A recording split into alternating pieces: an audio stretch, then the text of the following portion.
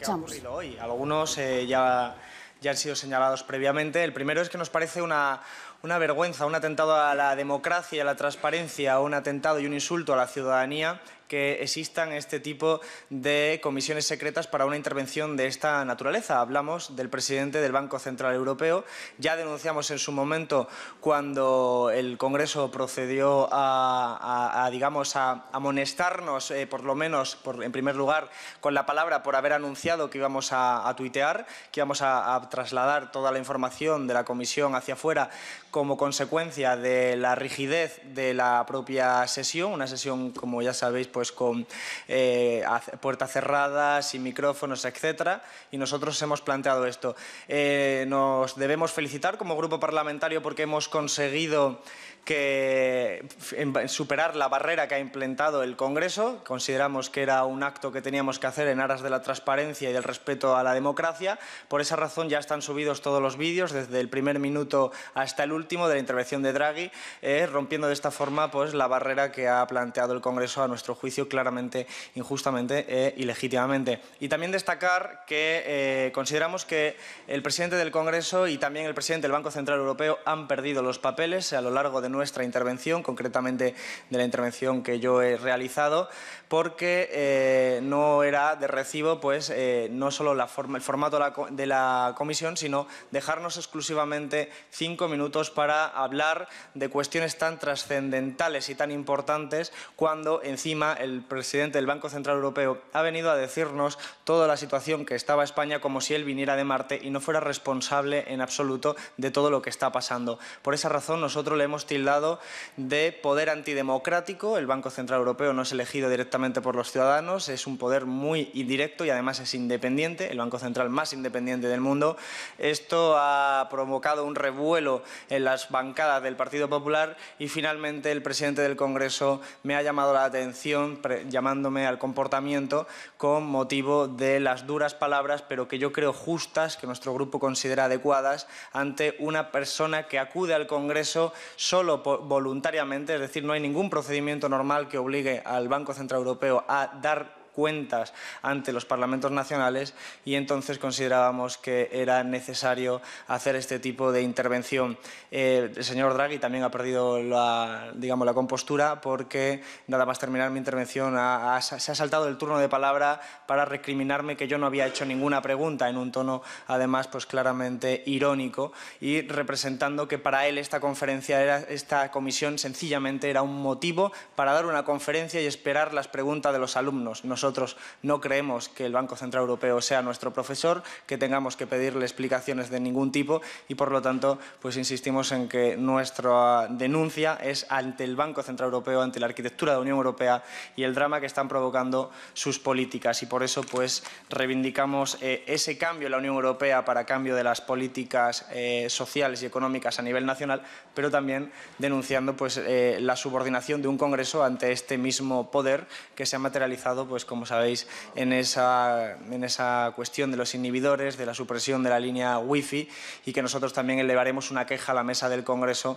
como consecuencia pues, de estas cuestiones. Sabemos que en la rueda de prensa el presidente del Congreso ha dicho que no nos va a amonestar. Desde luego tampoco hubiera pasado que nada porque nos amonestara, porque lo hacemos por principios y realmente lo volveríamos a hacer incluso si nos hubiera amonestado y nos hubiera avisado de esa cuestión. Y si tenéis alguna pregunta. Sí, yo quería un poco preguntarles qué han sacado en claro entonces tras esta sesión, para empezar, y si al menos tienen alguna sensación de, pues eso, si el rescate está más cerca, más lejos, si va a haber recortes o no, es decir, cuál ha sido la doctrina que, siguiendo esa palabra que les ha dicho el presidente del Banco Central Europeo, les ha trasladado.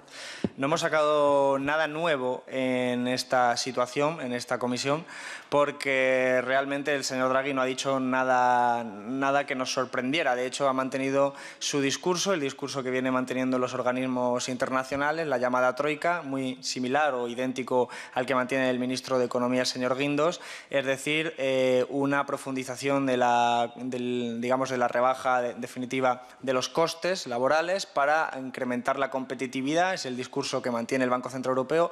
Hoy ha vuelto a insistir en ello y no ha hecho referencia nada más que en el último momento, en las últimas líneas de su exposición, a decir hacer un uso partidista de la cuestión al decir que España está mucho mejor que en el 2011, en noviembre, claramente en referencia favorable al Gobierno del Partido Popular, algo que nos parece pues un despropósito cuando encima está vendiendo la independencia. Pero además es que no nos lo creemos, no nos creemos esa cuestión y es lo único que hemos sacado en claro. Realmente no se justificaba de ninguna de las formas el formato de la comparecencia porque no ha habido ningún detalle nuevo. Es algo que él mismo ha acreditado cuando decía que estaba dispuesto a hacerlo en puertas abiertas. Desgraciadamente ha sido una conferencia muy vacía de contenido, muy llena de tópicos, muy limitada en el tiempo y finalmente pues un fracaso de la democracia por el formato en el que se ha dado.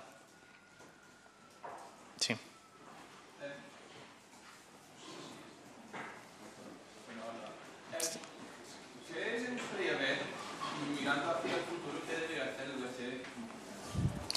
Sí. Ahora. Sí, perdona. ¿Qué le gustaría ver hacer el BCE con cara al futuro hacer para ayudar a España a salir de la crisis? Sí, nosotros en nuestra intervención, y además no hemos sido los únicos, hemos recalcado las notables diferencias que hay entre lo que es el Banco Central Europeo y sus homólogos en otras partes del mundo, como es la Reserva Federal en Estados Unidos o el Banco de Japón.